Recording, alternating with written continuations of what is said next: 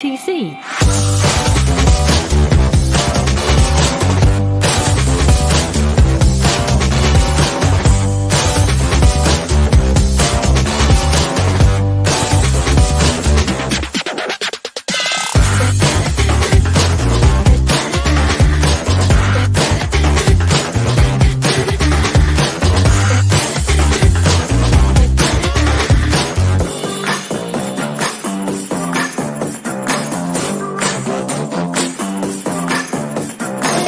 Are you down with OTC?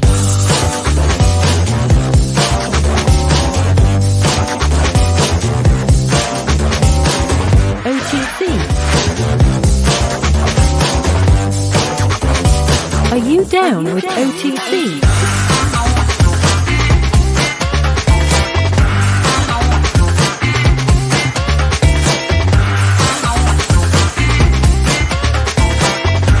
Are you down with OTC?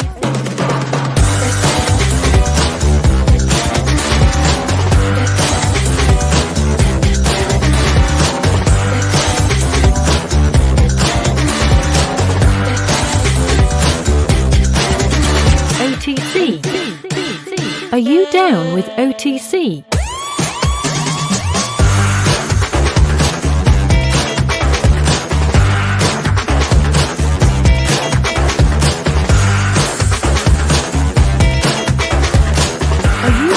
Down with OTC.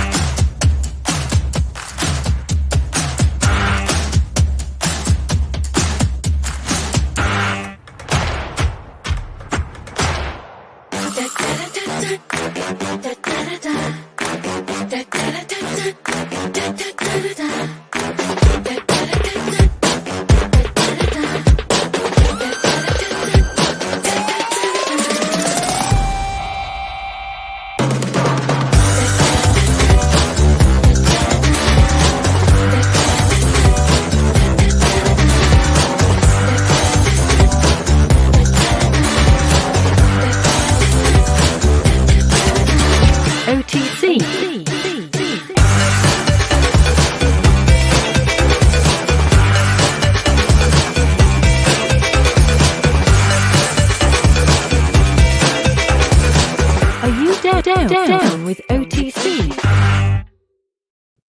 Oh, you down with OTC? Yeah, that's what I'm talking about right here. A little bit of Segfredo. Welcome to On the Chain here on the How to Review Saturday mornings, 8 a.m. Eastern Standard Time. Man, it's got to be 5 p.m. somewhere, right? But anyhow, today, you guys are here. We're going to dig into the real world use of digital assets. Where is this all going? Where is cryptocurrency going? What is this asset that we've been talking about for the past couple years? What is this asset that we all gather around every evening on this live stream to look at, to dig into and try to figure out, is it a Bitcoin? Is it XRP? Is it Ethereum? Is it Cardano? Is it I don't know, a whole host of other assets? Is it supposed to be centralized like a digital yuan? Is that what a real digital currency is, or like a digital dollar? Or is it supposed to be decentralized? Is it supposed to, are you supposed to be a maximalist and only focus on one asset? Or can you look at, all the different assets and really leverage your investment and the use case across the board? Are there multiple use cases for digital assets and cryptocurrencies, or is there only one use case? We need to talk about that. We're going to dig in, as we do on every show. That's been the primary focus, because as we're growing in this space, we want to look, we want to look at Ripple XRP. Why do we talk about XRP so much? Why do we talk about the XRP ledger? Why do we go back and reference where Bitcoin is, where Ethereum is, and all of these brand new projects? What is it really all about? Is it about, the investment of what your short-term gains are, or is it about an entire, revolution, a fundamental change within the financial structure of the entire world?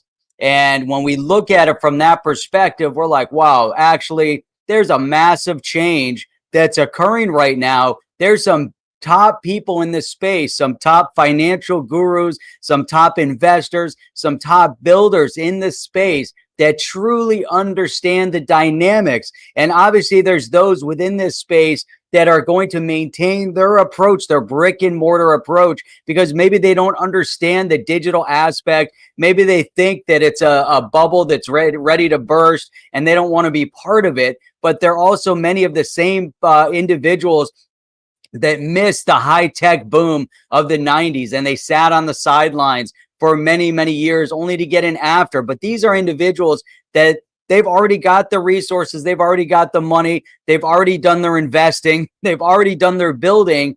They can have the patience to sit back on the sideline and see where things fall out. But yet, this space is pretty amazing because this is a game changer, and it's a true, I mean, it's unbelievable. And we're going to dig into all of that and a lot more right now.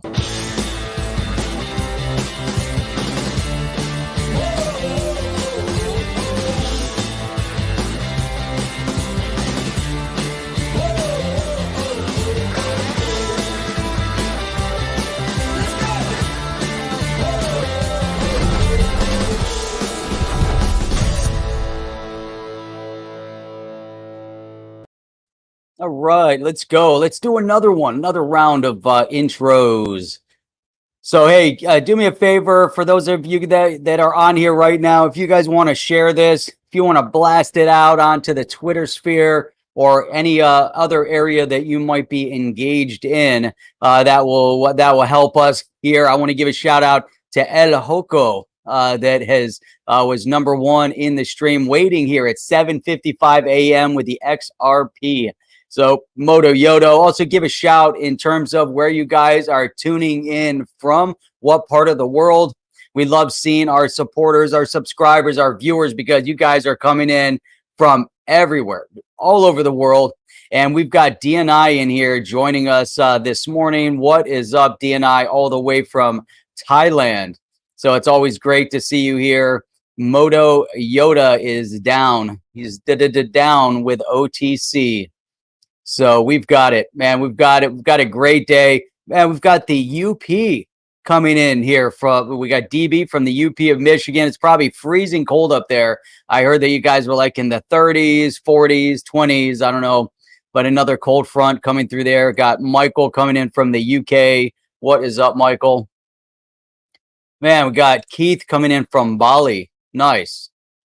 That's fantastic. So what are we going to get into today? What do we really want to talk about? We want to talk about the real world utility of this digital asset space, the blockchain space. Now, when we get into this and we talk about this, we really have to identify the good with the bad, because there's a lot of good with digital assets. There's a lot of good with blockchain. There's a lot of good with cryptocurrency. But when you look at the other side, how can it be abused? How can they abuse the blockchain? How can they abuse the digital asset? How can they abuse centralization?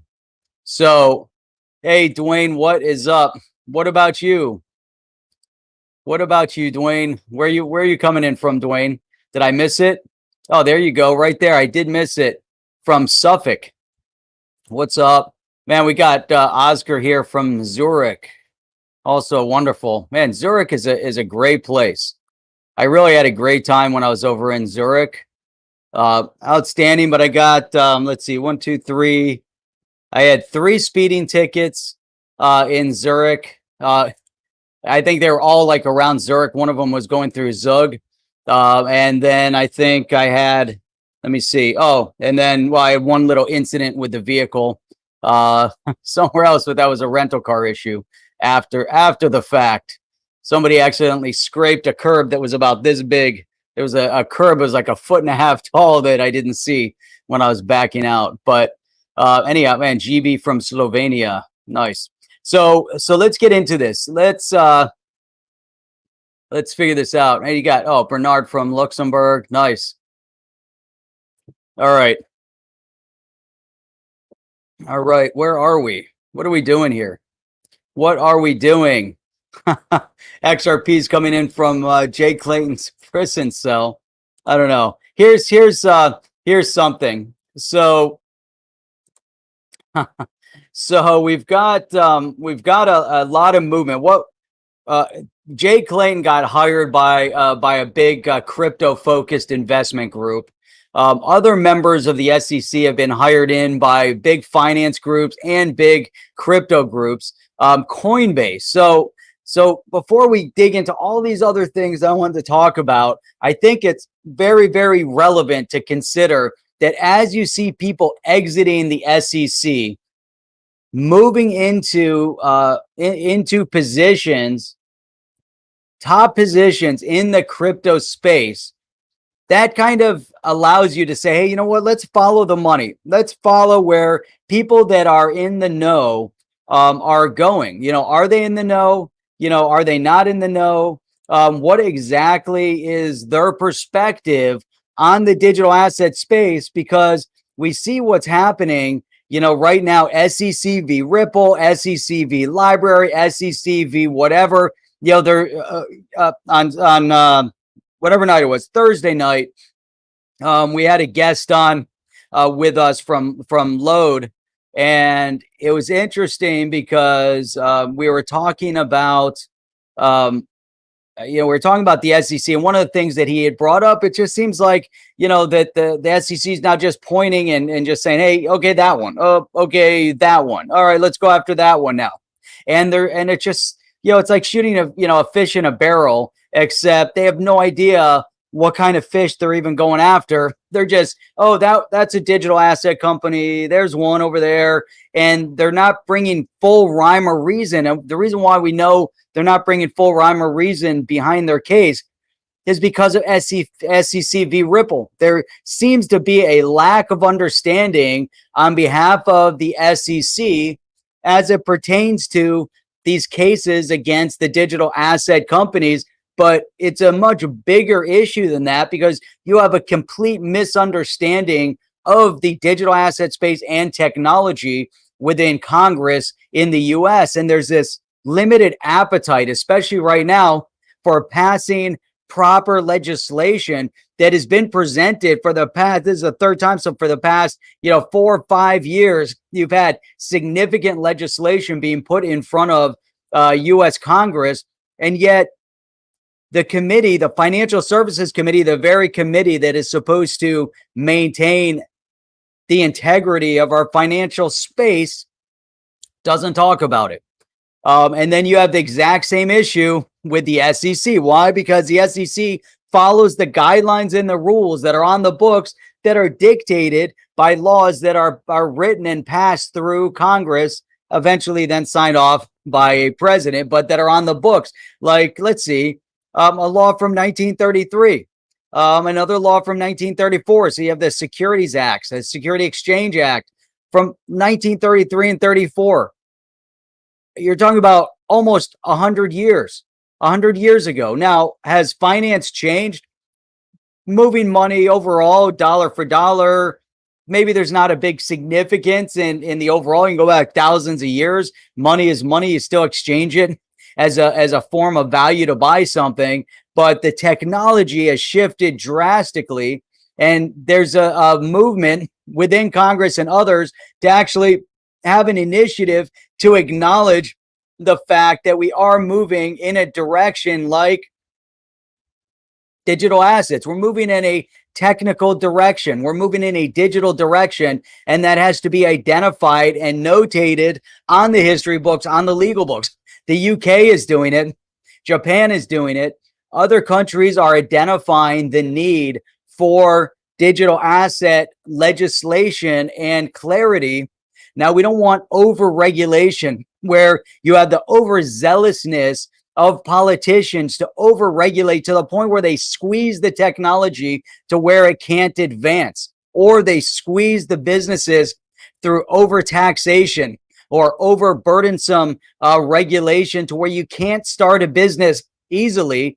And you see that in other countries. Ireland, we have Ian here from Cork in Ireland. Ireland's a great example where they have low corporate tax rate. So you have a lot of companies that go to Ireland specifically because of the low corporate tax rate. Now, Ireland also has a host of other issues internally. We don't have to get it, as the UK, as the US, as other countries have a lot of other, over-regulated issues. But we have to be very, very cognizant of that fact. Now, when we look at a company like Coinbase getting ready to go public, they're doing their direct listing. I believe it's now scheduled for like April 12th or April 14th.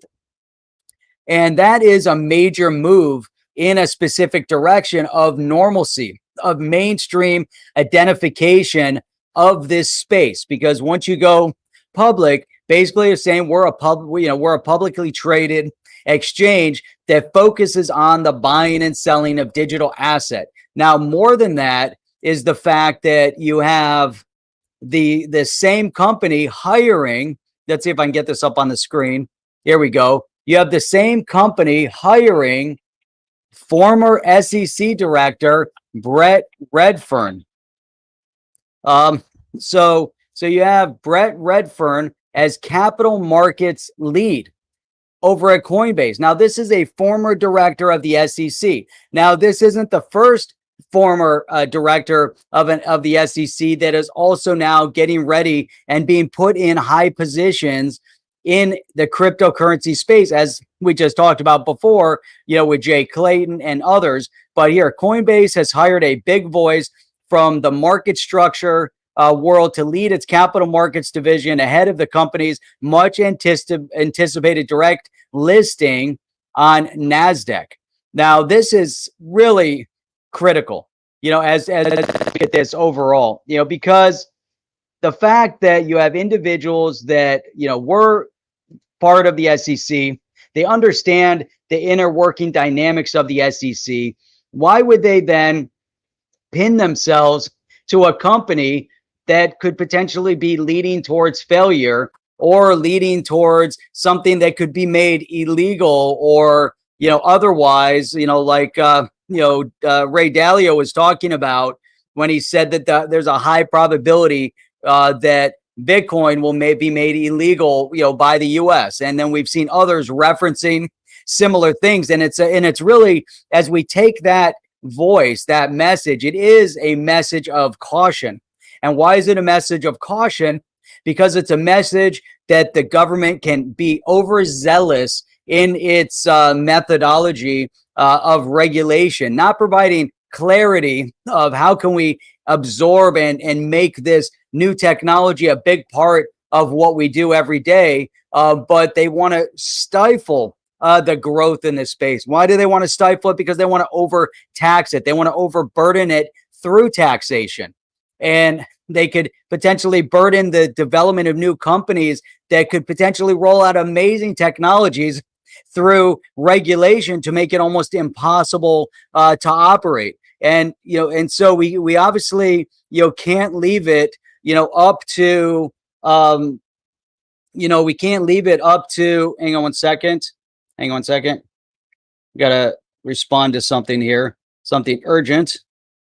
There we go. Okay. So, we can't leave all of this up to chance. We have to really understand, for us that are in the US that are listening, it's important to identify what's going on in our state, in our community, and hopefully also pushing our states to begin adopting true regulatory clarity.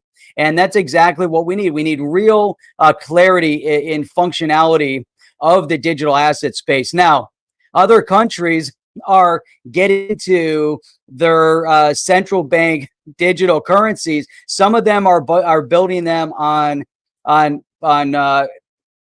decentralized platforms. They're using technology that's out there like Stellar and others. And some of these technologies are actually going full centralization. They're fully centralized, like the digital yuan. Now, we have seen, like in the Bahamas, you have the sand dollar, and you have a lot of other, development, like in the Marshall Islands, they adopted here. Let me pull this one up.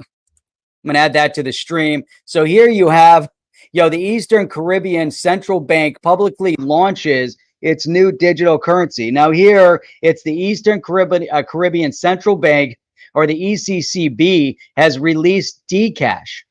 So Dcash went live. Now, like I said, you also have the Sand Dollar live. You have a lot of things that are going on, and you're seeing some of this really take root right now in this space. So here you have the head of the BIS, or the Bank of International Settlements, said Wednesday that if implemented correctly, CBDCs could help reduce long-standing issues in the payment sector. Now, this is stuff that's been talked about for years. Now, all of a sudden, the BIS is bringing it up. Now, all of a sudden, that it's going a little bit mainstream, that these big wigs in the BIS and in others, are talking about this. It's crazy. It's just really, really crazy that you're starting to see, these statements that are coming out that, we already understand. It's already very, very clear. It's very clear that the digital asset space is there to simplify and reduce the drag, reduce the resistance, reduce the roadblocks that are involved in the payment space. And there's so much more that can happen here. So much more. So let's drill down. Let's see. The ECCB partnered with fintech firm Bit to manage the infrastructure and operation of Dcash.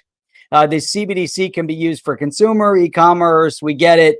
It goes on and on. So, it's interesting. I mean, this is really, an interesting dynamic shift. But let's move over to what's going on, like in real world investment. So yes, we're seeing some adoption in the Caribbean space. We're seeing a lot of excitement over digital currency.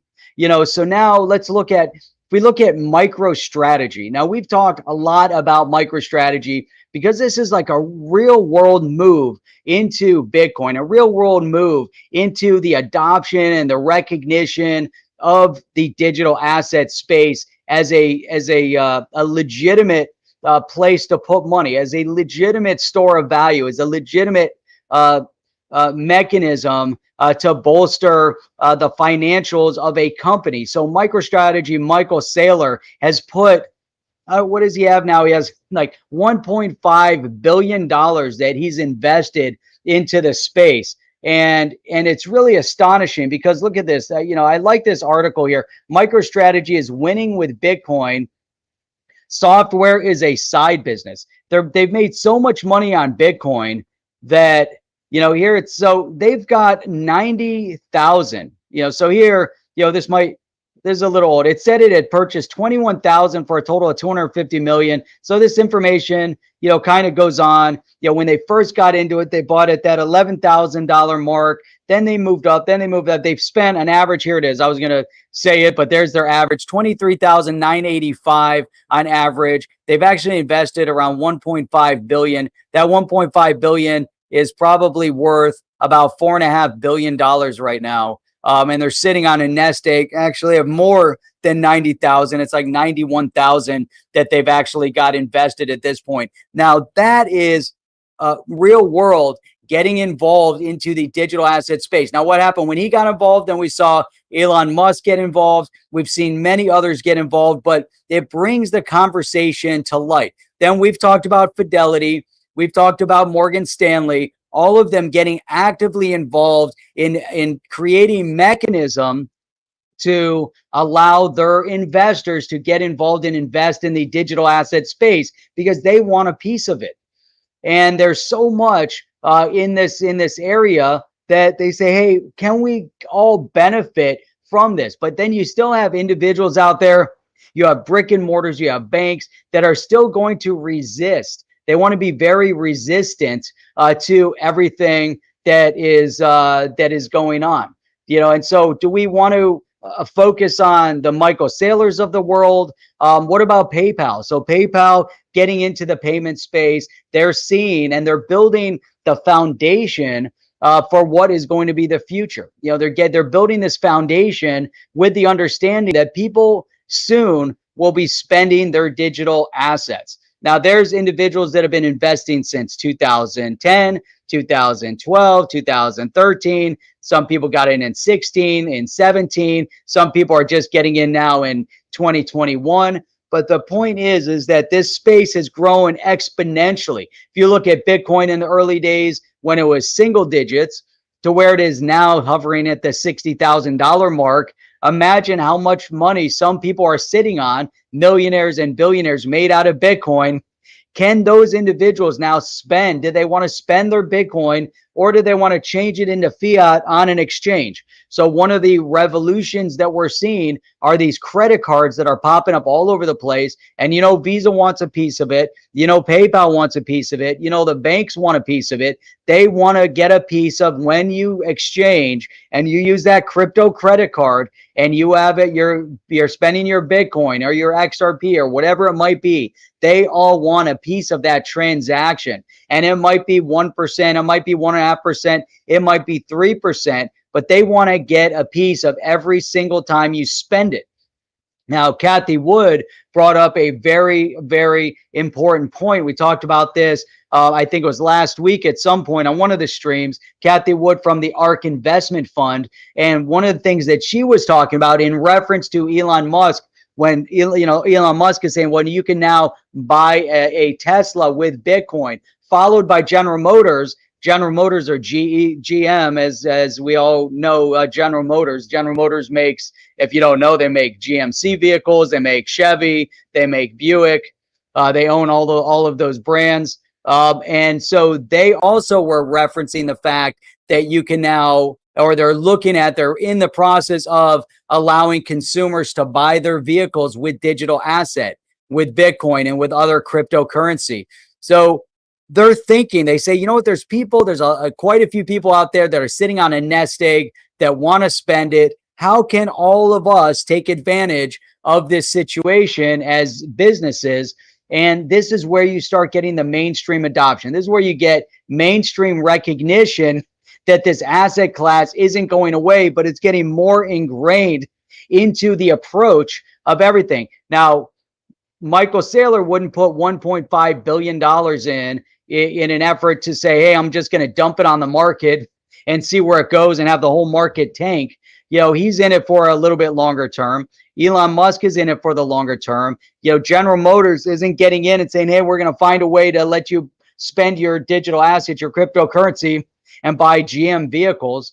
If it wasn't long-term, PayPal wouldn't create and spend all this money on the infrastructure if they didn't see this as a viable technology. Otherwise, they would continue to sit on the sidelines like PayPal has done for the past 10 years. PayPal sat on the sidelines, and now they say, hey, you know what? This thing is real. Visa has been involved, in different parts of the process over term. But you see MasterCard, you see Visa, you see a lot of these entities getting actively involved in this digital asset space. And it goes beyond that. It goes even so much further because, if we pull this up, you've got, FINRA is now approving Uphold to buy a broker dealer called JNK Securities. Now, this was on the block. This is, important. Let me get rid of this pop-up here. Oh, another pop-up, of course. We got pop-up after pop-up. I should be using the Brave browser right now over on this side. But anyhow, so this is news. This acquisition started 3 years ago. 3 years ago, this acquisition starts, finally goes through. It finally goes through because now the time is right. So this approval has taken 3 years. This is the Financial Industry Regulatory Authority, or FINRA. And check it out. It's crazy. This approval makes Uphold one of the first firms to own a broker dealer that can offer equities to retail traders on an omnibus basis. An omnibus account allows a broker to manage trades for more than one person within one account, since the trades are made in the broker's name. This means that J&K clients will have access to crypto to fiat trading pairs with a degree of anonymity. And this is massive, because one of the things that we're seeing with Uphold is that they're leveraging the idea that you can get securities on their platform. You can buy stock, you can buy precious metals, you can trade in currency. Uphold is positioning themselves to be in probably one of the best positions of any exchange out there right now, because they're crossing the board. They're allowing you to diversify your portfolio in one location: securities, precious metals, currencies, and digital assets. How much more diversified can you get in those types of investments? It's amazing. They're going places. But what we see here with this purchase of a broker, it changes the game. Obviously it took them 3 years, but to buy this broker dealer is massive. Why is it so massive? Because Uphold, Coinbase, Gemini, Bitstamp, you can go around the world and you can see these exchanges that are sitting on tons and tons and tons of money. And who has first mover advantage now? Who has more money to spend on acquisition? Who has more of an incentive? Who's more motivated right now to get to the mainstream? Are the banks and the financial groups like Fidelity and Morgan Stanley, are they super motivated right now to get into digital assets? Are they still sitting on the sidelines? Can they move quickly? Is that something? Can they pivot? Can they go and say, we're going to buy an Uphold or we're going to buy a Coinbase? Do they have enough money, these brick and mortars, to invest and buy an Uphold or a Coinbase? Or are the Upholds and Coinbases of the world already way too large and have way too much money for some of these banks to step in? So who's going to move first? Now we see Uphold moving, getting the broker dealer, because now it solidifies their positioning in this diversified portfolio that banks can't do. These big exchanges like Fidelity and E-Trade can't do yet. But maybe the next move is going to be Coinbase. Who buys a bank? That's what we have to watch first. Which one of these exchanges are going to buy a bank? Or will it be a bank buying an exchange? Which one comes first? I think this is a big move. This is a big statement globally. Yes, Norseman, Uphold, everybody has flaws. I agree. Everybody has some flaws, but we're talking about from a positioning, it's massive. I think this is probably one of the biggest moves that we've seen, including Coinbase going public, including eToro getting ready to go public, including Kraken, which does have a bank, right? Because over in Wyoming, they do have a banking license in Wyoming. So that movement has already happened. We're starting to see the momentum, and it's going to be unreal. It really is. I mean, this is just the beginning. So let me look at Channing here. What is Channing saying? Question: if XRP is jumping up without you exchanges, what will happen when they all go back live? Man, that's a phenomenal point. You're starting to see the separation, and this is true movement, because the whole market is moving forward. This is my opinion only. I look at the movement of this space, the movement of this market, regardless of the regulatory clarity aspects of it. We're seeing the whole world adopt. We're starting to see way too much, positive things happen like this, like we're talking about with Uphold, like we're talking about with Coinbase. People understand that this market is moving. People in Japan don't care about what's going on in the US. People in the UK are going to invest in XRP regardless of what's going on with the SEC case. Is everybody concerned? Yes, everybody's concerned, because Ripple right now, there's some things that are happening that could impact XRP.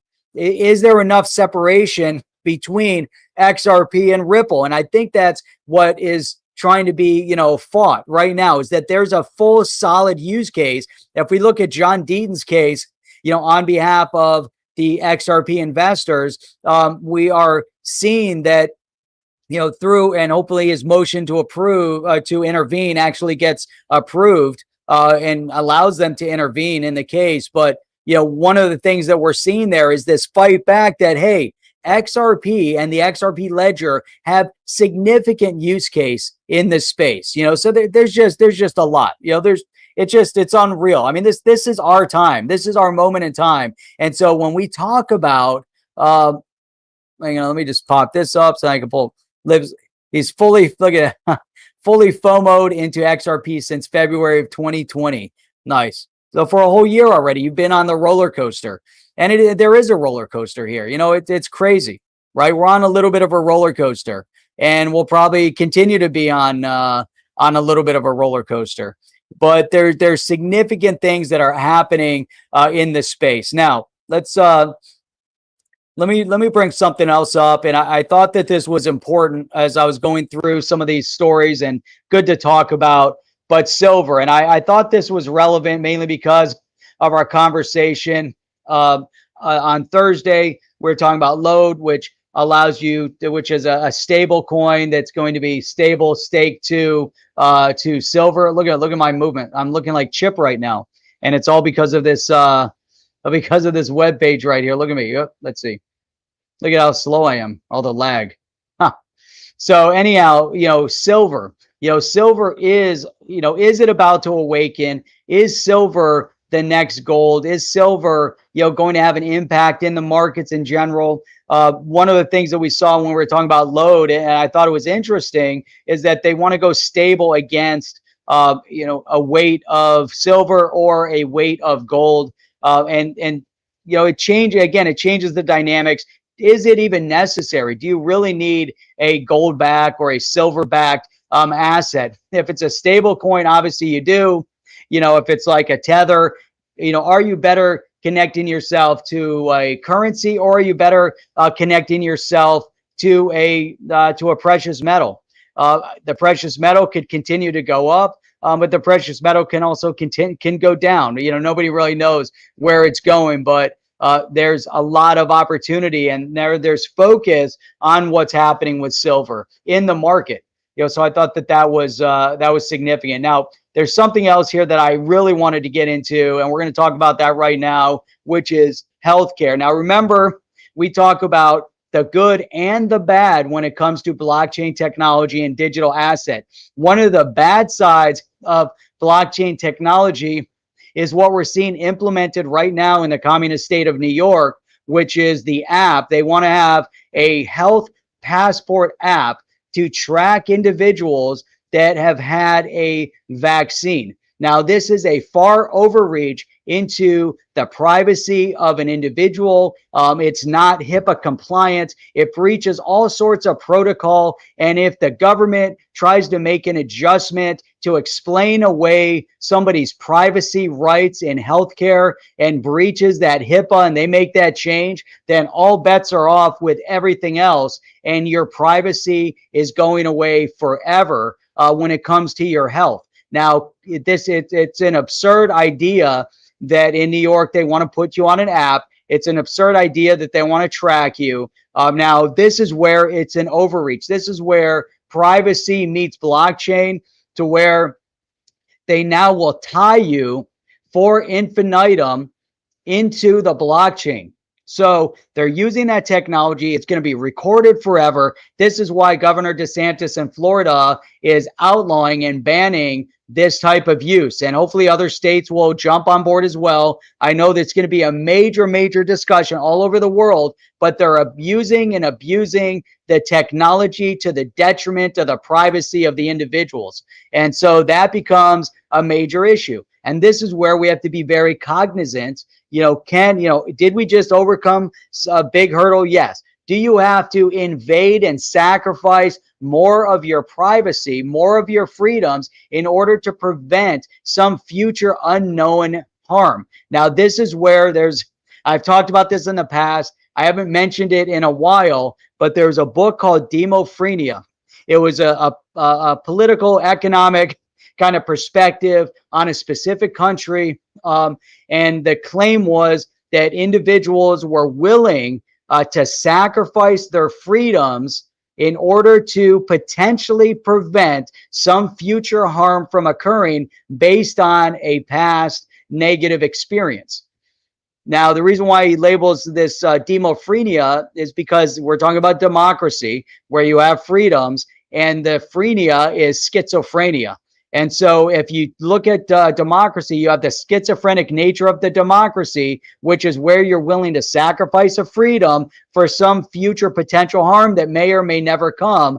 And this is one of those cases where people are willing to register for a platform written into the blockchain, which is an overuse and abuse of this technology to invade your privacy, your health privacy, your privacy in general, for infinitum, to where they're labeling you. You might as well go back to World War II, Germany, where the Jews walked around and were required to wear a yellow star on them in order to identify them in public as being Jews. Now, in this situation, you're running around, and the claim in New York is that they won't allow you to go into a facility. If you want to go see a concert, you have to scan, and it's going to tell you whether or not that individual has been vaccinated or not, or whether or not they've had COVID or not had COVID. It's a huge overreach into privacy, and it's a shame that it's in the US, it's a shame it's in the UK, and it's a shame that they're talking about having these types of travel passports in general. So why do I bring all of that up? Because it becomes really, really significant, as we start looking at healthcare. Now, blockchain, digital asset in the healthcare space is vital, right? So you have the negative and then you have the positive. So the positive of the blockchain in the healthcare space is not in the hands of the government, but is in the hands of the people. And I guess that's the point. New York as a state should not be in a position where they're rolling out an app that is dictating your privacy and your health. Now, on the other side of the coin is that we have digital healthcare. Now, I think this was a very, very poignant, important article that came up, and I've talked about this for a while. So let me pull this up. Hang on a second. Here we go. All right. So this is really significant, right? And so we've seen the negative side of it, and now we're going to see the good side of it. Now, if let's say you have an app, that is allowing you to manage your healthcare, and it's in the blockchain, it's a net positive. So we have to look at it from a decentralized perspective, and then you have to look at it from a centralized perspective. And this is where all of this kind of came up. And so here you have a scenario, and I think this article is really spot on. Why a global digital healthcare model must be underpinned by a digital currency. And it goes beyond just the digital currency to the point where you also have to really look at not just from a payment perspective, but opening up healthcare in general. You have to open up healthcare to the populations. You want a qualified physician that doesn't live in your country. How do you speak to that individual? How do you get consult with that individual? You can get consult with that individual through telemedicine. Now, how do you pay for that individual? Of telemedicine is going to be through blockchain, through digital currency. So hang on. It's funny. Citizen XRP. I too like a coffee that you can't see through. There you go. That's the I made the Segfredo this morning. Segfredo, that's outstanding. And I've got like two go-to coffees now. It's either Segfredo or Death Wish. Segfredo is by far, my favorite. So, but anyhow, so there's some statements here, and I wanted to drill down because in the healthcare space, there's some major use cases for blockchain. There's some major use cases for digital currency. One of the major use cases of blockchain in the healthcare space is managing your medical records, managing your privacy, deciding who you release your medical records to, deciding who can see your medical records, etc. So All right. So anyhow, where's this? How come? Oh, there we go. So here we go. So let's dig down here. So anyhow, one of the things that have come out of what everyone's gone through during this pandemic, in the pandemic, is that it's highlighted, and this is spot on. This is like so perfect that it's highlighted the inequalities and inefficiencies in healthcare, not just in one country, but on a global scale. And it really it's really significant, from a global scale. And so when you have inequalities in a healthcare system, how do you resolve them? How do you solve them? Well, you can resolve and solve some of these inequalities through allowing available access to healthcare. Now, if you allow access to healthcare, you still have a payment issue. How do you overcome the payment issue? One of the major ways of overcoming the payment issue in healthcare is through digital currency. And there's multiple models within the healthcare space that are tapping into the streamlining of payments within the healthcare space. Now, healthcare is critical to everybody. It doesn't matter who you are, it doesn't matter what you've gone through, doesn't matter if you're going to a dentist or if you have to go to the hospital or if you're going to an eye doctor. It shouldn't matter if you're traveling all over the world. If you're traveling all over the world, and you're in another country, you should be able to have easy access to healthcare, and you should have easy access to pay for the healthcare, and you shouldn't have to rely necessarily on credit cards, because not everybody has a credit card, but at the same point, we want to make sure that everybody's being compensated, and there's ways that people can also then earn money, make money in the digital asset space by staying healthy. And we've seen those types of models pop up as well, which is really, really interesting. But healthcare impacts everybody. But really, it's not so much about. Let me get down. Let me get out of these ads. Here we go. This is, I think, was just so spot on in this article. The shift towards this digital care model will prompt questions about how we measure the quality of care or how we manage consent. Now, managing the quality of care is massive, right? So right now, if you go to a physician, it's very hard for you to identify whether or not that physician is a quality physician or a not quality physician. And this is a major, major issue. So a lot of people don't have, clear observation to what's happening in the medical space. But in this medical space, if you go to a doctor, again, there are some ratings online, but they're not always accurate. From a payment perspective, when you go to a physician, it's typically covered by insurance, and you have no way of knowing how much something costs. So why do we want to be in a position where insurance is 100% covering something, not 100%, I meant not 100% covering something, yet you're paying for insurance every month in the US specifically. In other countries, it's different. But in the US, a huge amount of money has to go to healthcare. And you have no idea. It's the one part of our industry. It's the one industry that you go to buy something, which is healthcare, and you have no idea what the cost is of that healthcare that you're buying. You go to the doctor, you might have a copay, you might pay 50, you may pay 75, you may pay 100, but whatever you're doing with that physician, you have no idea what the cost is. So if you can flip the narrative on its head through allowing decentralized access to healthcare all over the world, that means if there's a physician in Germany that I want to see, it's my right as an individual to see that physician and get a consult with that physician, regardless of where I live in the world.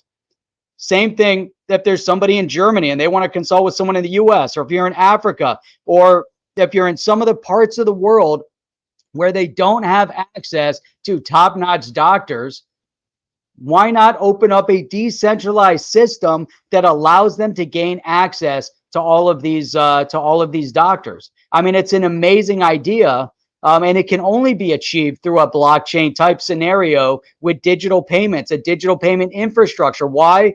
Because if you have certain doctors that are now donating their time online, meaning they don't have to travel, you don't have to travel to Africa and take, weeks out of your time which, there's obviously a lot of experience gained. But imagine you're a physician sitting somewhere in the US and, you're working, and every day you donate 1 hour of your time to consulting with via telemedicine with patients in Africa, in India, in Latin America, and you're donating your time to help and support people. It's phenomenal. Now, how do you get compensated? How do they get compensated? Well, there could be sponsorships. There could be, a reward to the doctor in terms of a digital asset for every hour that he spends. He could then be compensated in digital asset that's coming from the digital asset ecosystem. I mean, there's all sorts of, ways that it could be monetized to help support the doctor, to help support the patient. Why not find a way to benefit them? Why not try to improve everybody's life? And it can definitely happen, through this type of a system. Now, in terms of the generality, of healthcare and blockchain is so vital. And this is the good side of it, right? So authorizations, you go to a physician, it doesn't matter where you are in the world. Many times you need to have seen you need to go through a process. So I believe in the UK, it's extremely difficult in the UK to go and get a CT scan or an ultrasound scan. In the US, there's imaging centers on every corner. In the UK, there's not an imaging center on every corner, and you have to go through a waiting list process in order to get imaging. That again is readily available here. If you go to India, there's imaging centers on every corner, and you can pay cash to go get a CT scan for like $150 or $250. In the US, also you can get it if you want to pay $1,000 or $1,500. But having this authorization process, why not bake it all into the blockchain? Whereas when I go to a doctor, hey, I want to release my medical records to you. I don't want to have to go to medical office A and then hospital B and then medical office C and get all my medical records together and send them over to the doctor that I'm at today. I just want to go here. I'm going to scan my QR code. I'm going to acknowledge that I'm releasing my medical records to you. Now you can view my medical records, and I'm giving the permission. I'm the one in control of the privacy of my own health record. To do that, can be somehow bound into this healthcare space. I don't know. It's a whole nother conversation, but it's amazing. I mean, it's just unreal of what could happen. And then again, the simplification of the payment structure. So I go to the doctor. Here's my privacy. Okay, done. I know. Okay, here's what we're going to treat. Okay, that's awesome. I can see exactly what the cost of everything is, and go. I'm going to pay you, and it's paid. The doctor gets compensated. The doctor's paid. I'm happy. I got my service, and it can be done online easily. I could sit there with my app, go onto the telemedicine. I can scan my QR, for the telemedicine, or put in my code, and I can control it from the app. I can release whichever elements of my medical records I want to that doctor, and then I can pay them all in one location, one space, and it allows for so much functionality. I think it's monumental, and we're not even there yet. We're just scratching the surface of what could really happen. So like I said, and this is why I brought up the bad side of it. So you have the bad side of it and what's going on in New York, and then you have the good side of it. So I know there were some comments here that say you're getting political and you're talking about, this whole, issue, this pandemic.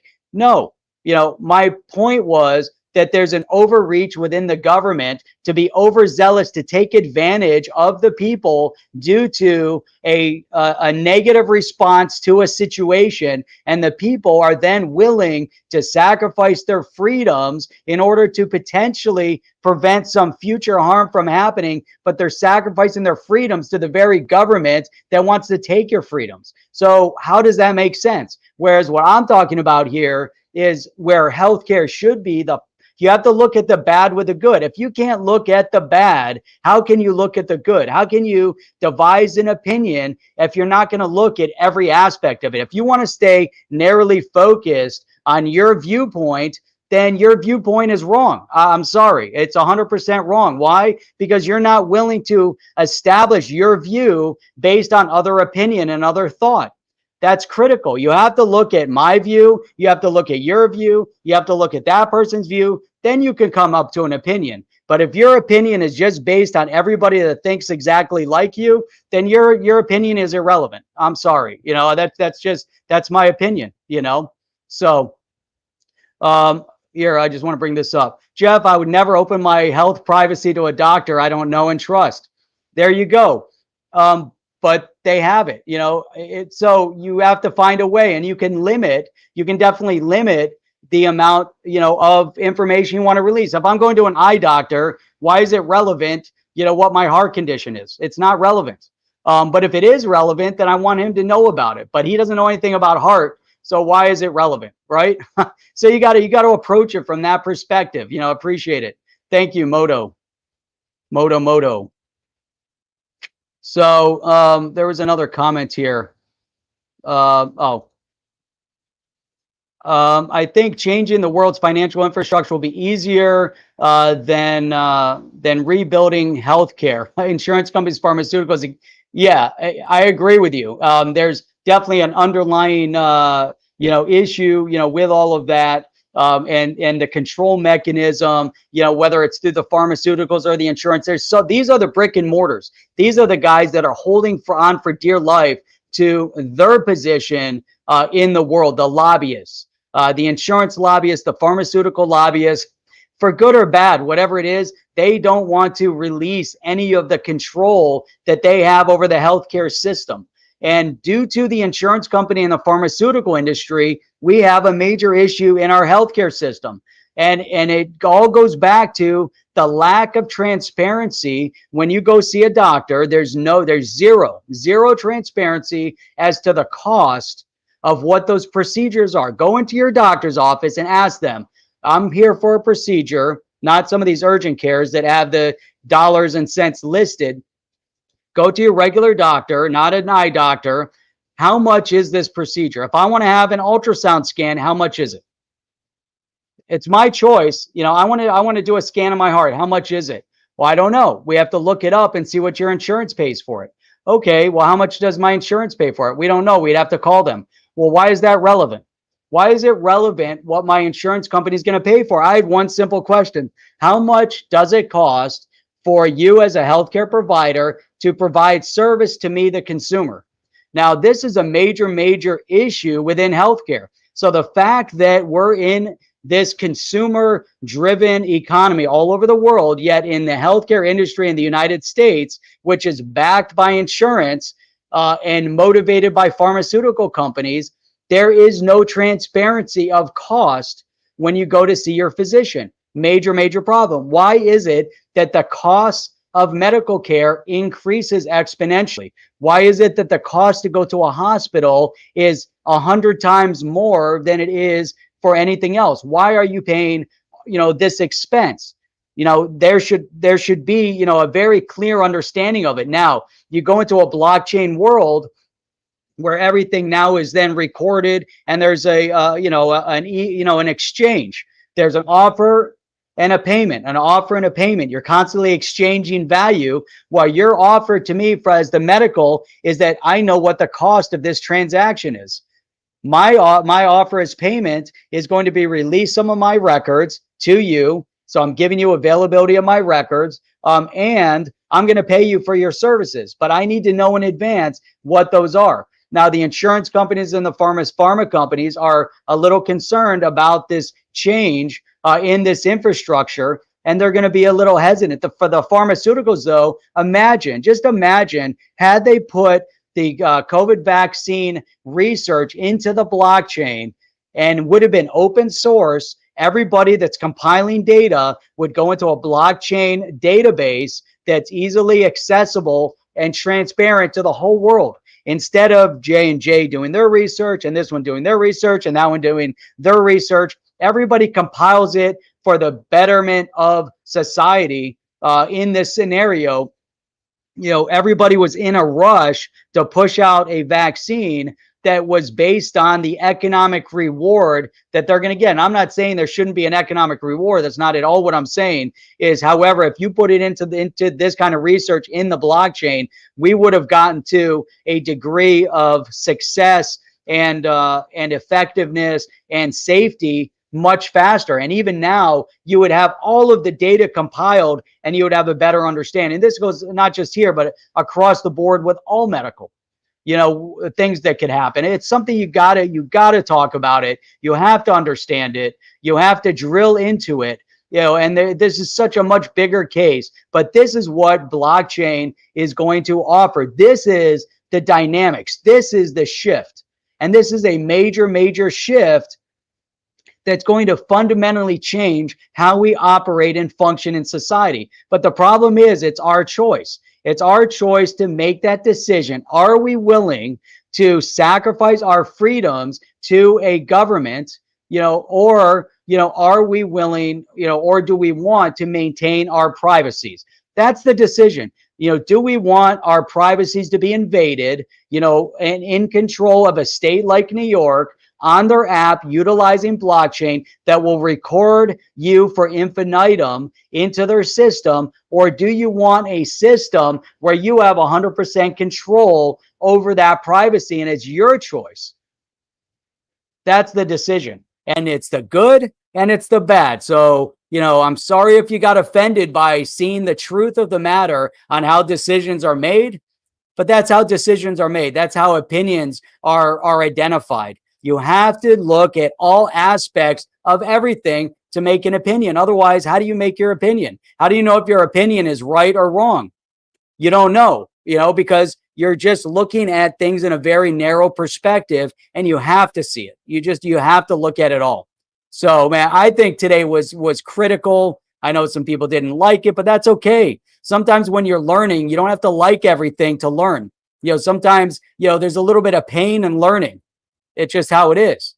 You got to go through the pain. You got to take the good with the bad, to really understand it, especially right now in this space. Blockchain is new. We have to understand what blockchain means. We have to understand the repercussions moving into the future of what it's going to mean and how it's going to impact society.